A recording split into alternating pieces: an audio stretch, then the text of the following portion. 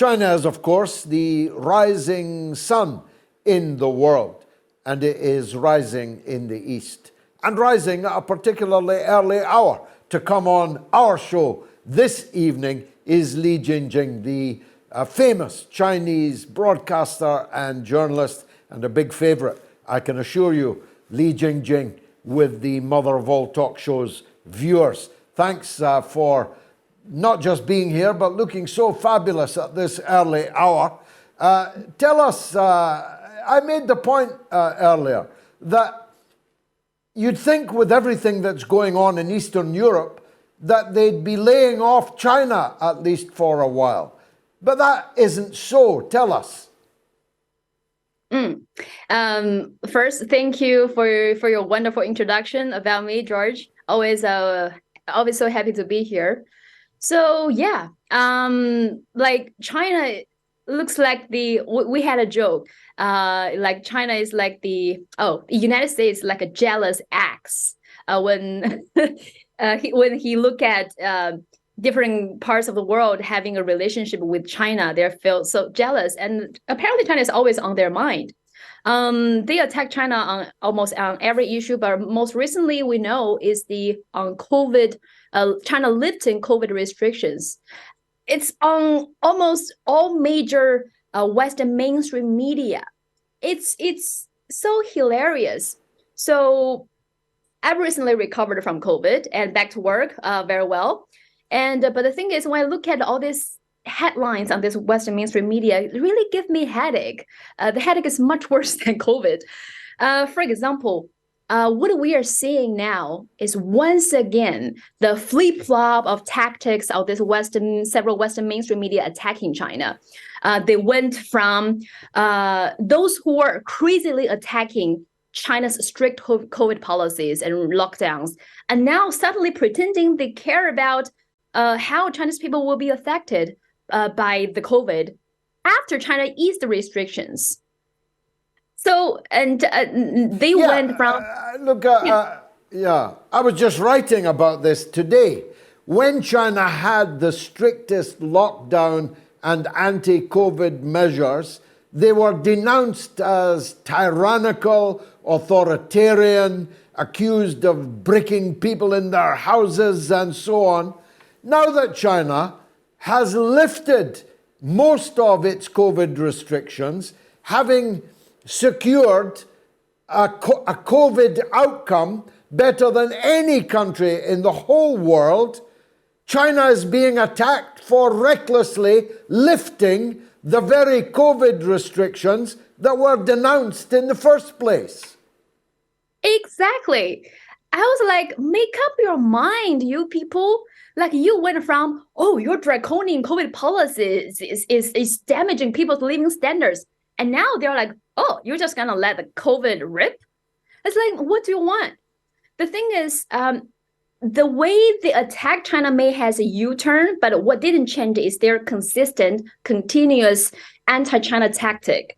And this damned if you do, damned if you don't attitude once again proved these several Western media, politicians, commentators don't care about whether COVID truly affects Chinese people's lives. They're just using it as an excuse to further paint China as an evil country. And their negative reporting on China has gone absolutely absurd.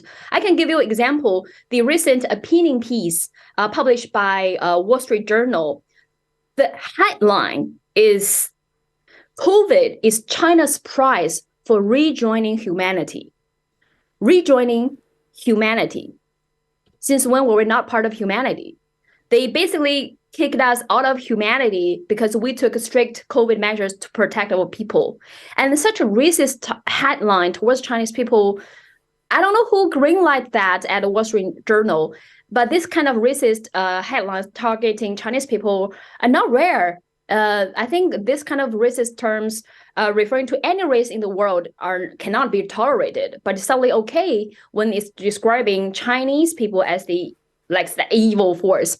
So, and don't forget, I think this is I want to mention this bill because blaming China is a really big and a very well-paid industry. Not only those journalists, commentators can get a lot of views just bad mouthing China.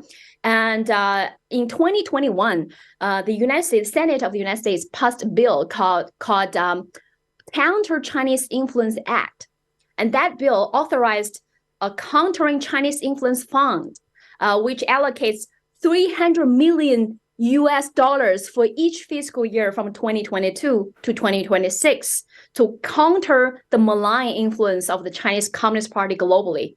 I don't know what malign influences they're referring to, like lifting people out of poverty, building infrastructures, roads, ports for other countries. And they also use that money to train local journalists across the world to read negative stories about Chinese businesses under the Belt and Road Initiative, and also create some chaos, like organize a certain protests in front of Chinese companies globally. And they even mentioned the Belt and Road Initiative, BRI, by name in that bill. You can Google it, you can find that bill in the website of Senate of the United States. So apparently attacking China is their businesses. It doesn't matter what we do. Damned if you do, damned if you don't. You're evil no matter what. Well, personally, I would laugh at them, and if it's any consolation to you, more people read the back of the breakfast cereal packets in a medium-sized city in China than read the Wall Street Journal. But it's not just, of course, COVID. Let's take big tech, for example. The world has been treated to scare stories for the last couple of years that companies like Huawei or TikTok provided a back door, they called it, out of which China could extract secrets and personal data about people. But it turns out, as we now know from the Twitter files, that the CIA and the FBI were not just in the back door, but the front door, and coming through every window of everything you ever wrote or ever read on any of the Western big tech platforms.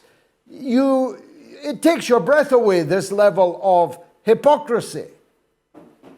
Exactly. You mentioned Twitter file. I think Elon Musk published Twitter file, and we didn't see all these major Western mainstream media who claim they love defending freedom and democracy to report this, right? No major media report this Twitter file, and they crazily attacking Chinese companies or companies from any country that they don't like, of spying, stealing their customers' information. But I think the institution from the UK did thorough investigation and found no proof that Huawei was stealing their information. On the other hand, what we do know is basically all the United States big companies, social platforms, all the companies did steal information from every country, and even their presidents, Angela Merkel, all these people. And it seems like Europe or all their Western allies are suddenly okay. And they're okay, the United States stealing their president's information. Like, huh? So it's definitely double standards. And I think I also saw this because several Western mainstream media recently crazily publishing some stories. They used satellite images they took of the crematoriums and the funeral homes in China, because those images you see people packed at those places, and they want to show that the death numbers in China are way higher than they announced. But the thing is, there's a big problem with their story is that first, winter sees excessive death, excessive mortality rate across the world because people with cardiovascular diseases, with weakened bones, especially the elderly, are more likely to pass away in winter. So we need to be careful. And also we have flu and COVID and can also kill more people during the winter times. So, and also when they compare the images, they didn't especially China now is in a very cold winter, and they didn't compare the winter death in different years. They didn't compare whether those places are also packed in previous winters. And they just announced that all the deaths in China are due to COVID. Like they have more authorities than doctors. So I don't, it's hilarious when they talk about China, suddenly their common sense, all their values and standards suddenly gone. And also you mentioned Twitter, something very important, because I think, George, you and I both being heavily attacked and being labeled by this state-affiliated media on Twitter. And even before, I was heavily attacked by several think tank and the U.S. mainstream reporters, because they think I was like not telling my own opinions. I was controlled. I was just propaganda mouthpiece, and they want to kick me out of Twitter. I think the label thing is really trying to limit our traffic and kick us out of Twitter. And the think tank in Australia called ASPI, Australia Strategic Partner Institute. I think, I'm not sure whether I got the name right, ASPI. So they write so many reports analyzing all the accounts from China, from Russia, whether they are linked, whether they're coordinated, whether they're real people. But when Elon Musk released Twitter file, once again, they went silent. Turned out they are the Twitter police. They are using their Twitter to spy on us. Yes, and of course the media are not just ignoring the Twitter files. Where they're not ignoring it, they're attacking the journalists who are writing up the Twitter files to discourage anyone else from doing so. I'm not just labeled, I am shadow banned. A good friend of mine, Manila Chan, just told me an hour ago that if you type in the word George Galloway on Twitter, you cannot find me. Just as I cannot find you when I tried to tag you in to Twitter. So they have actually disappeared me on Twitter. And I still have 446,000 followers, but only about 10% of them ever see anything that I write. And that's on Twitter.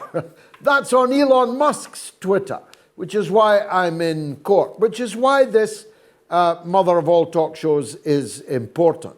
I hope you'll find me a Chinese sponsor for the midweek show. I'm badly in need of it. There's only one aspect of hypocrisy that I still have time to raise with you. It is this jealousy, the jealous X that you were talking about. Brussels in Belgium is the headquarters of both the EU and NATO. But it was also the headquarters of the heart of darkness that Joseph Conrad wrote about. It was also the empire, King Leopold, that E.D. Morel and Roger Casement exposed. For the most, and there's a lot of competition in this, but for the most heinous crimes of colonialism in Africa. Into the 1950s, they still chopped people's hands off for not reaching their rubber quotas. They chopped people's penises off in the Belgian Congo. They murdered the president of the Congo, Patrice Lumumba, and dismembered him, boiled him in acid in the Belgian Congo. And yet now NATO and the EU are both mounting fits of jealousy about China's entirely benign influence in Africa. Instead of chopping people's hands off in Africa, China is giving those hands work in Africa to build airports and highways and ports and infrastructure. How's that for hypocrisy? Exactly. And what I mentioned about that joke, the jealous acts, is so true because probably if any viewers are paying attention to the global news, these like countries in Africa and in Latin America are slowly are more willing to work with China under the Belt and Road Initiative, and they have a much better relationship because China respects their sovereignty, does not interfere the internal affairs. So when they see like China is getting or Africa, their former colonies, or the Latin American countries and the Caribbeans, their former colonies, or the United States always call their backyard, are having a cozy relationship with China, they suddenly like, no, they go to those regions to lecture those people, do not work with China, do not do this. And I think this year in 2022, there's a summit of the Americas, and just last month they also have the U.S. Africa Leaders Summit. But the thing is, I mean, to quote a quote from former Chile ambassador to China, is like whenever U.S. politicians came to Latin America, they talk about China. Whenever Chinese politicians came to Latin America, all they talk about is businesses and corporations. Same with Africa. All the Chinese delegations and African delegations talk about is businesses, deals, agendas. What can we benefit? What can we achieve? But you see from the recent the U.S. Africa Leader Summit, there's no achievable goals, and there's no, and just completely different. And they are talking about what we can do, not what we can do for Africa, but what we can do with Africa, which is apparently to reduce China's influence in the world. So and then according to African researcher that I recently interviewed, and she said, and even the African leaders were not consulted prior to the summit. But on the contrary, in the past few decades, the teams from multiple African countries and China are having regular meetings, summits. The leaders from all these countries met with each other, discussed all the plans to check whether all those plans and goals are going as designed. And also remember, every year Chinese foreign minister's first overseas visit is always Africa, multiple African countries. And this has been happening for 33 years.